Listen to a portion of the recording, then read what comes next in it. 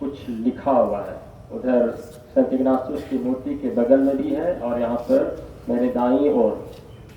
कोई बतला सकता है आज क्या खास दिन है पूरे देश के लिए,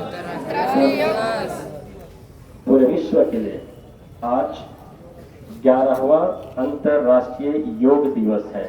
11वां अंतर्राष्ट्रीय योग दिवस है और 2024 में हमारे माननीय प्रधानमंत्री ने संयुक्त राष्ट्र महासभा में प्रस्ताव रखा था, इसे वैश्विक स्तर पर कुछ खास किया जाए, मनाया जाए। और इसलिए तब उसके प्रस्ताव पर 177 देशों ने समर्थन दिया और इसके बाद 21 जून 2015 से दिन अंतर्राष्ट्रीय योग मनाया जाने लगा है। और इस वर्ष माननीय प्रधानमंत्री ने आज के इस दिन के लिए एक खास विषय वस्तु दिए हैं, थीम दिए हैं, और वह है एक पृथ्वी एक स्वास्थ्य के लिए योग। एक पृथ्वी एक स्वास्थ्य के लिए योग। विद्यालय स्तर पर मैं एक अलग थीम दे रहा हूं, विषय वस्तु दे रहा हूं, योग युक्त नशा मुक्त। योग युक्त नशा मुक्त। जैसा कि आप जान रहे हैं कि हमारे झारखंड राज्य में 10 तारीख से 26 तारीख तक नशा मुक्ति अभियान चलाया जा रहा है। तो मैं विद्यालय स्तर पर आज के इस योग दिवस को मैं नशा मुक्ति अभियान में भी इसको मैं जोड़ रहा हूं और इस पर आगे और भी बातें कहने के लिए मैं हमारे शिक्षक श्री राजेश रॉय को मैं आमंत्रित करता हूं। सर राजेश।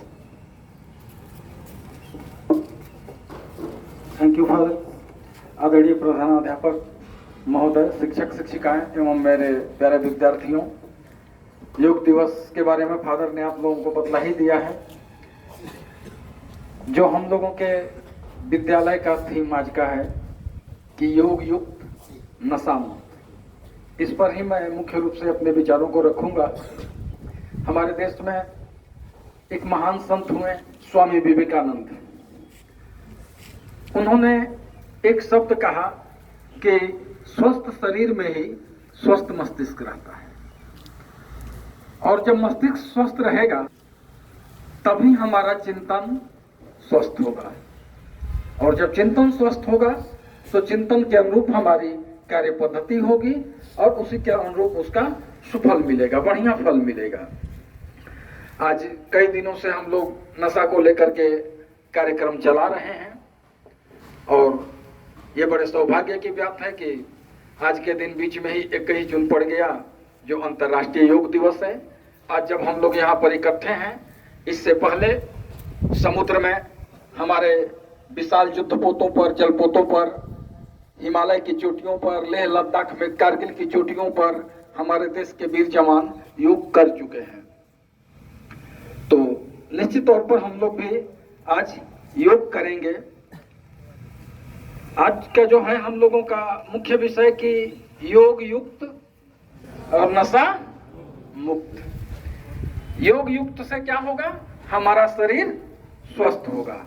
अगर हमारा शरीर स्वस्थ है तभी दुनिया की सारी सुख सुविधा की चीजों का हम उपभोग कर सकते हैं, अन्यथा दुनिया के सारे सुख साधन जितने हैं वो सब के सब क्या हैं? बेकार हैं। एक छोटा सा मैं उदाहरण देता हूं।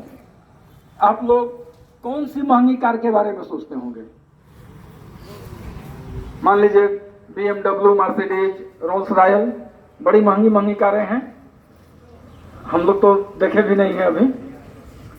वो आपको मिल जाए, ठीक है, और ड्राइवर भी मिल गया पूरा चलाने के लिए हर चीज, और एक छोटी सी स्वास्थ्य की दिक्कत हो जाए आपको। एक बड़ी सिंपल बीमारी का नाम ले रहा हूं जिससे बहुत हमारे देश में क्या पूरी दुनिया में बहुत सारे लोग जूझ रहे हैं। पाइल्स समझते हैं? बवासीर ना, ये बीमारी हो गई। अब आप उस महान लग्जरी कार में, उतनी कीमती कार में बैठे हुए हैं, कितना आनंद ले पाइएगा? महसूस कर सकते हैं इसको?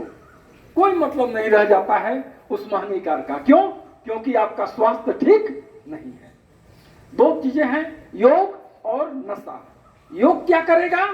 योग आपको स्वस्थ रखेगा। और नशा क्या करेगा? नशा आपको बीमार करेगा। योग की खोज ही इसलिए हुई कि शरीर को स्वस्थ रखा जाए, क्योंकि माना गया कि शरीर ही वह साधन है जिसके द्वारा हम धर्म अर्थ काम मोक्ष इन 4 पुरुषार्थों की प्राप्ति करते हैं। तो इसके लिए शरीर का स्वस्थ रहना है, तभी तो हम भगवान की प्रार्थना कर पाएंगे, विनती कर पाएंगे। और जो सभी धर्मों में बताया गया है कि ईश्वर किस चीज से खुश होते हैं? परोपकार से, दूसरों की सेवा करने से। तो आप कब कर पाइएगा? जब आप स्वस्थ रहिएगा। आप लोगों के जीवन में बहुत सारे लक्ष्य होंगे, बहुत सारे सपने होंगे।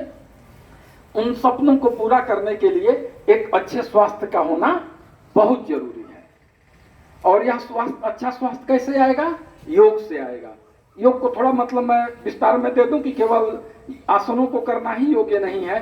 चलना, दौड़ना, तेज गति से टहलना, खेल कूद करना, ये सारे के सारे उसी में आ जाएंगे, क्योंकि ये सब आपके शरीर को स्वस्थ रखते हैं। तो ये सब योग के ही हिस्सा है। और दूसरी चीज है नशा। नशा क्या करेगा? आपको पूरी तरह कमजोर कर देगा। आप लोग शौक में नशा की शुरुआत करते हैं, देखा देखी करते हैं, मित्रों के दबाव में करते हैं। नशा में 2 बातें कही जाती हैं। परसों यहाँ पे जिला की एक आई थी जो मनोसलाहकार हैं, फादर के साथ बातचीत हो रही थी, तो उन्होंने कहा कि सर 2 गेट हैं, एक छोटा गेट, एक बड़ा गेट। तो ये जो खैनी, गुटखा, पान, बीड़ी, सिगरेट, ये सब जो है ये छोटा गेट में आते हैं। इनसे वापसी आना जो है संभव होता है। और जो बड़ा गेट होता है जैसे दारू, ड्रग्स, तो वहां से आना वापस बहुत मुश्किल है। आप लोगों में मैं उम्मीद करता हूं कि आप लोग गुटखा वगैरह नहीं खाते होंगे, लेकिन मुझे लगता है कि यहाँ पे 99% विद्यार्थी ऐसे होंगे जिन्होंने आंटी या चुटकी ये तो खाया होगा। खाए हैं कि नहीं खाए हैं? खाए हैं ना? ये भी प्रतिबंधित ही है। हम लोगों को बताया गया कि अगर आप ये मैग्नीफाइंग ग्लास से देखिएगा तो उस पर बहुत छोटे छोटे अक्षरों में लिखा हुआ है कि ये बच्चों के लिए नहीं है। वास्तव में जो ये गुटखा वाली बड़ी बड़ी कंपनियां होती हैं ना, वो अपना भावी बाजार तैयार करती हैं। आज आपको वो आंटी खिलाएंगे, चुटकी खिलाएंगे, और कल से अपने आप कमला पसंद, तिरंगा, आर्थिक स्थिति थोड़ी बेहतर हुई तो रजनीगंधा, इन सब पर चले जाइएगा। और ये चीजें क्या करेंगी? आपके शरीर को कमजोर कर देंगी, आपके मन को, मस्तिष्क को, स्नायु तंत्र को, सबको कमजोर कर देंगी, जिससे आप अपने लक्ष्य से दूर होते चले जाइएगा। कहीं से कोई फायदा नशा का नहीं है। इसलिए और योग क्या करेगा? आपके शरीर को, आपके मन मस्तिष्क को, आपकी इच्छा शक्ति को, आपके स्नायु तंत्र को, सबको मजबूत करेगा। और आप अपने लक्ष्य के प्रति और भी ज्यादा प्रतिबद्धता के साथ, मजबूती के साथ आगे बढ़ सकेंगे।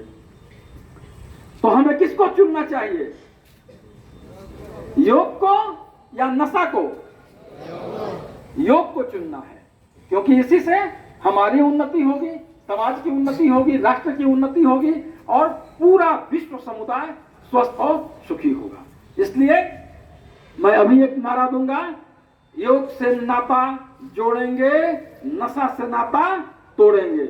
हम बोलेंगे योग से नाता जोड़ेंगे, आप लोग बोलिएगा नशा से नाता छोड़ेंगे। योग से नाता जोड़ेंगे, जोर से। लग रहा है कि मन में कहीं ना कहीं भाव है कि कैसे नारा लगाए, नशा तो करना है। ऐसा नहीं, इतना जोर से चिल्लाइए कि पूरे गुमला तक आपकी आवाज पहुंचे। ठीक है? योग से नाता जोड़ेंगे, योग से नाता जोड़ेंगे।